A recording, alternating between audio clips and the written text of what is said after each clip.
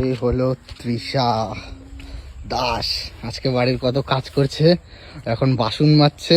দেখানোর কি আছে, এটা আমি তো ভালো কাজই করছি। বাড়ির সব কাজ করে, এই না হলো বাড়ির লক্ষ্মী মেয়ে, তাই তো? লক্ষ্মী বলার দরকার নেই। তৃষা হলো বাড়ির লক্ষ্মী মেয়ে, বাড়ির সব কাজ করে। আর যারা যারা বলো বাড়ির কোনো কাজ করে না, ফালতু কথা। আরে মুখটাও চালাই, কোনো কিছু করতে বললে গন্ডগোলও করবে, কাজ করতে দেব, কিন্তু কাজও করবে। বাসন মাজে কি করবি? স্নান করব, আবার কি করব, তারপরে পুজো দিবি। তারপরে পুজো দেব। হ্যাঁ, এতগুলো বাসন কেন? মা কি করতেছে? মা বাসন মাজেনি না, কেন? আমাকে দিয়ে মাজালো। তোকে দিয়ে মাজালো? তোকে কাজ শিখাচ্ছে নাকি? হলো মা এমনি বললো মাজবো না, শরীর ভালো লাগছে না তার জন্য? মা এমনি বললো ভালো লাগছে না। কি বলছে? এমনি বললো আমার ভালো লাগছে না, তুই মেজে দেবে।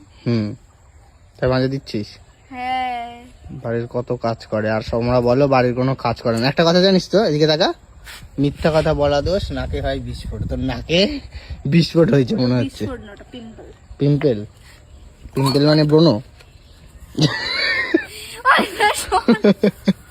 মাথা গরম করে দিচ্ছে।